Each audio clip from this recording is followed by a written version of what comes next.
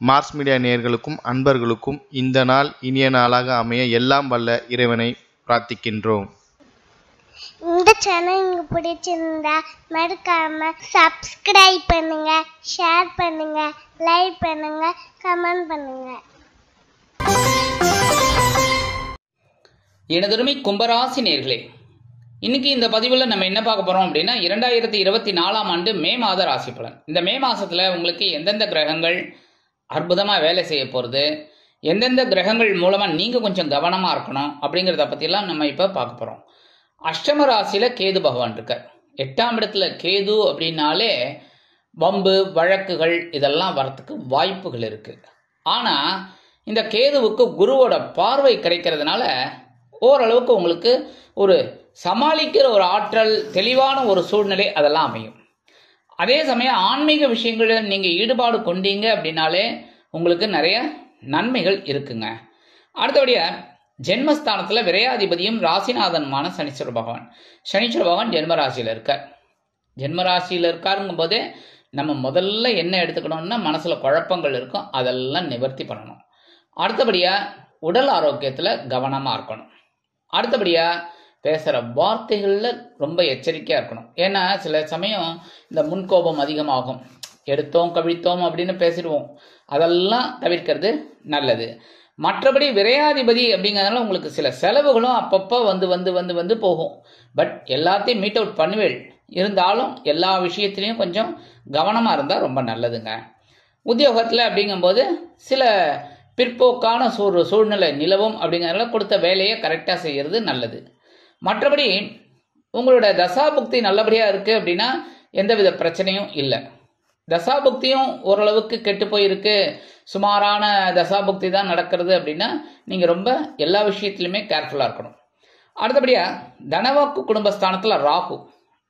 இந்த 2ஆம் இடத்துல ராகு இருக்கார் அப்படின்னாலே குடும்பத்துல குழப்பம்தான் இருக்கும், பிரச்சனைகள் தான் இருக்கும். ஒரு நல்ல காரியங்கள் நடைபெறுவதற்குண்டான சாத்தியங்களும் கொஞ்சம் கம்மி தான். அதே சமயம் கணவன் மனைவி ஒற்றுமையும் கொஞ்சம் குறையலாம். குடும்ப உறுப்பினர்களிடம் தேவையற்ற இந்த முன்கோபம் எல்லாம் வரலாம். அதனால பேசுற வார்த்தையில கவனமா இருக்கணும். ஆனாலும் 5, 8 அதிபதி புத பகவான் இருக்கிறதுனால ஓரளவுக்கு இதெல்லாம் சமாளிக்கிற ஒரு பக்குவம் இந்த புத பகவானால கிடைக்கும்.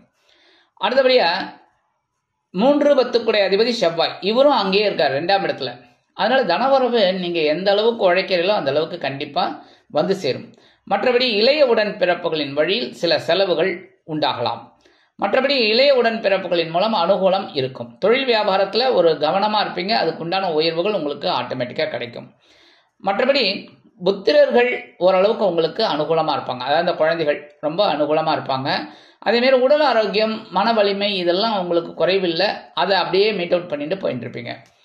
6/5/2024 இருந்து இந்த புத பகவான் எங்க வரப்போறாருன்னு பார்த்தீங்கன்னா சகாயஸ்தானமாகிய 3ஆம் இடத்துக்கு வர்றார். அற்புதமான திருப்பங்களை நீங்க பார்க்கலாம். இளைய உடன்பிறப்புகள் அனுகூலமா இருப்பாங்க. அதேமாதிரி தொழில் வியாபாரத்தில் இருந்து வந்த அந்த பிரச்சனைகள்லாம் குறையும். சக வியாபாரிகள் உங்களுக்கு ரொம்ப அனுகூலமா இருப்பார். அப்புறம் எடுக்கிற காரியங்கள்லாம் இப்ப நீங்க சிரமமே இல்லாம அற்புதமா முடிக்கக்கூடிய ஒரு வாய்ப்புகள்லாம் உங்களுக்கு கிடைக்கும். அரசியல்வாதிகள் அப்படிங்கும்போது ஒரு முன்னேற்றம் காண்பதற்கு வழிவகைகள் கிடைக்கும். கல்வி பயிலும் மாணவ மாணவிகளுக்கு கல்வியில் முன்னேற்றமான சூழ்நிலை நிலவும். அதேமாதிரி இந்த 3, 10 அதிபதி செவ்வாய் 2ஆம் இடத்துல இருக்கிறதுனால சீருடை பணியாளர்களாகிய காவல், இராணுவம், தீயணைப்புத்துறை, மருத்துவத்துறையில் வேலை பார்க்கும் அன்பர்களுக்கு எதிர்பார்க்கும் இடமாற்றம், பதவி மாற்றம், பதவி உயர்வு, சம்பள உயர்வு ஓரளவிற்கு அனுகூலமாக அமையும். 24/5/2024 இருந்து இந்த புத பகவான் சுகஸ்தானமாகிய 4ஆம் இடத்துக்கு வர்றது ரொம்ப அற்புதம். அதனாலே உங்களுக்கு மனசுல ஒரு சந்தோஷம் இருக்கும். உறவுகள் பலமா இருப்பாங்க. உறவுகள் மூலமா சில காரியங்கள்லாம் உங்களுக்கு அற்புதமா நிறைவேறும். வெளியூர் அல்லது வெளிநாட்டு பயணங்கள் உங்களுக்கு திருப்பம் தரும் விதத்தில் கண்டிப்பாக அமையும். மற்றபடி உடல் ஆரோக்கியம் ஓரளவுக்கு சிறப்பாக இருக்கும். 31/5/2024 இருந்து இந்த செவ்வாய் பகவான் 3ஆம் இடமாகிய சகாயஸ்தானத்துக்கு வந்து ஆட்சி அமைக்கிறார் மேஷராசியில. அற்புதமான திருப்பங்களை நீங்க இனிமே பார்க்கலாம். இவ்வளோ நாள் பட்ட கஷ்டங்கள், இவ்வளோ நாள் பட்ட வேதனைகள், இவ்வளோ நாள் பட்ட சங்கடங்கள் எல்லாமே கண்டிப்பாக குறையும். மனசில் ஒரு வலிமை உங்களுக்கு கண்டிப்பாக கிடைக்கும். அடுத்தபடியாக 3ஆம் இடமாகிய சகாயஸ்தானத்தில் களத்திராதிபதி சூரிய பகவான், வாழ்க்கை துணை மூலமாக உங்களுக்கு சந்தோஷம் இருக்கும். சரியா? அதே சமயம் அவர் வந்து உச்சமடைஞ்சு சஞ்சாரம் பண்றார். அடுத்தபடியாக 4, 9 அதிபதி சுக்கிர பகவானும் 3ஆம் இடமாகிய சகாயஸ்தானத்தில் இருக்கிறதுனால உங்களுக்கு வந்து உறவினர்கள், தந்தை வழி உறவினர்கள், தந்தையார் இது அனுகூலமெல்லாம் கண்டிப்பாக இருக்குங்க. அதே மாதிரி களத்திராதிபதி சூரிய பகவான் உச்சமடைந்து 3ஆம் இடத்துல இருக்கிறது மன வலிமை அதிகமாக்கும். எப்படின்னா நீங்கள் எந்த வேலையை எடுத்தாலும் ஒரு தன்னம்பிக்கை, ஒரு ஆற்றல் அதோடு செய்வீங்க. அதுக்குண்டான உயர்வுகள் ஆட்டோமேட்டிக்காக கிடைக்குங்க. எடுக்கிற காரியங்கள்லாம் அற்புதமாக நிறைவேறும். 14/5/2024 இந்த சூரிய பகவான் சுகஸ்தானமாகிய 4ஆம் இடத்துக்கு வந்துடுறார். 20/5/2024 சுக்கிர பகவானும் சுகஸ்தானத்துக்கு வந்து ஆட்சி அமைக்கிறார். அதனால உடல் ஆரோக்கியத்தில் கொஞ்சம் கவனம் எடுத்துட்டா போறோம். மற்றபடி சுக்கிர பகவான் சுகஸ்தானத்தில் இருக்கிறதுனால உறவினர்கள் ஆதரவாக இருப்பார்கள், தாய் வழி உறவினர்கள். அதே மாதிரி இந்த மாமன், மைத்துனன் இவங்கெல்லாம் உங்களுக்கு உதவி செய்யறதுக்கு வாய்ப்புகள் நிறைய இருக்கு. அவங்க மூலமா நீங்க கேட்ட உதவிகள்லாம் தாராளமாக கிடைக்கும். மற்றபடி வெளியூர் அல்லது வெளிநாட்டு பயணங்கள் திருப்திகரமாக அமையும். விலை உயர்ந்த பொருட்களை வாங்கி மகிழும் வாய்ப்புகள் சிலருக்கு உண்டாகும். அதே மாதிரி மனதில் சந்தோஷம் அதிகரிப்பதால் பொழுதுபோக்கு அம்சங்களில் நாட்டம் கொள்வீர்கள். அடுத்தபடியாக சுகஸ்தானத்தில் 2-11 கூடிய அதிபதி குரு பகவான். 4ஆம் இடத்துல குரு பகவான் இருக்கிறது கொஞ்சம் பரவாயில்லைன்னு சொல்லலாம். அதாவது மத்தியமமான பலன்தான், ஆனால் something is better then nothing அப்படின்னு சொல்லுவாங்க.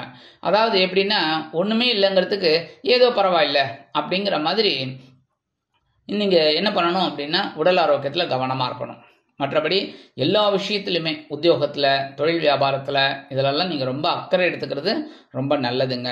இருந்தாலும் இந்த குரு பகவான் அப்படிங்கும்போது பார்வை பலம் உங்களுக்கு பக்க பலமாக இருக்குது. என்னென்னா 8ஆம் இடமாக ஆயுள் ஸ்தானத்தில் 5ஆம் பார்வை விழுறதுனால இந்த வம்பு வழக்குகள்லாம் குறையும். மனசில் ஒரு சந்தோஷம் இருக்கும். ஓரளவுக்கு திருப்திகரமான ஒரு சூழ்நிலை நிலவும். அடுத்தபடியாக 7ஆம் பார்வையை உங்கள் ஜீவனஸ்தானமாகிய 10ஆம் இடத்துல விழுறதுனால உத்தியோகத்தில் நீங்கள் என்ன நெருக்கடி கொடுத்தாலும் அதை சிறப்பாக செய்து முடிக்கக்கூடிய வாய்ப்புகள் கிடைக்கிறதுனால உத்தியோகத்தில் உங்களோட உயர்வுகள், தொழில் வியாபாரத்தில் உங்களோட உயர்வுகள் அருமையாக வந்து சேரும். அடுத்தபடியாக விரயஸ்தானமாகிய 12ஆம் இடத்துல ஒரு பார்வை விழுறதுனால செலவுகள் வந்த வண்ணமாகத்தான் இருக்கும். அதனால இதெல்லாம் மீட் அவுட் பண்ணுறதுக்கு நீங்கள் வந்து சில பேர் பார்த்தீங்கன்னா சேமிப்பில் கை வைக்கிற மாதிரி வரும். அதெல்லாம் நீங்கள் கொஞ்சம் கவனமாக எடுத்துட்டா ரொம்ப உச்சிதம். அதேமாதிரி சில பேருக்கு பார்த்தீங்கன்னா விலை உயர்ந்த பொருட்களை வாங்கக்கூடிய ஒரு வாய்ப்புகள், அதாவது இந்த வீட்டுக்கு தேவையான டிவி, ஃப்ரிட்ஜு, வாஷிங் மிஷின் இந்த மாதிரிலாம் வாங்கிறதுக்கு வாய்ப்புகள் உண்டாகும். மற்றபடி பரிகாரமாக என்ன பண்ணினா ரொம்ப விசேஷம் அப்படின்னு பார்த்தீங்கன்னா நவ கிரகங்களில் உள்ள குரு பகவானை வியாழக்கிழமைகளில் நெய் தீபம் ஏற்றி வழிபாடு பண்ணுங்கோ. பண்ண உடல் ஆரோக்கியம் சிறப்படையும். மற்றபடி நவகிரகங்களில் உள்ள சனீஸ்வர பகவானை சனிக்கிழமைகளில் எல் தீபம் ஏற்றி வழிபாடு பண்ணுங்கோ. மனசில் இருக்கிற குறைகள் கண்டிப்பாக அகலும். மனசில் ஒரு சந்தோஷம் கிடைக்கும், சங்கடங்கள் நீங்கும். அடுத்தபடியாக புற்றுக்கோயில் கண்டிப்பாக போயிட்டு வரணும். ஏன்னா ராகு கேது பிரீத்திக்கு அது ஒன்று தான் ஸ்பெஷல் இது எஃபெக்ட். அதனால கண்டிப்பாக புற்றுக்கோயில் செவ்வாய்க்கிழமை, வெள்ளிக்கிழமை, ஞாயிற்றுக்கிழமை போகிறது ரொம்ப உச்சிதம். அப்படி முடியாதவங்க அந்த 3 நாளில் ஒரு நாளாவது தாராளமாக போயிட்டு வாங்கோ. அது பண்ண உங்கள் மனசில் இருக்கிற கவலைகள்லாம் கண்டிப்பாக குறையும். ரொம்ப நாள் கோரிக்கைகள்லாம் உங்களுக்கு நிறைவேறும். மற்றபடி இந்த சின்ன சின்ன பரிகாரங்களின் மூலம் 2024ஆம் ஆண்டு மே மாதம் உங்களுக்கு ஒரு அற்புதமான திருப்பம் தரும், ஏற்றம் தரும் மாதமாக அமையும் என்று கூறி விடைபெறுகிறேன். நன்றி, வணக்கம். மீண்டும் ஒரு அருமையான பதிவில் நான் உங்களை மனமகிழ்ச்சியோடு சந்திக்கிறேன். வாழ்த்துக்கள். வாழ்க வளமுடன். இந்த சேனல் உங்களுக்கு பிடிச்சிருந்தா மறக்காம சப்ஸ்கிரைப் பண்ணுங்க, லைக் பண்ணுங்க, ஷேர் பண்ணுங்க.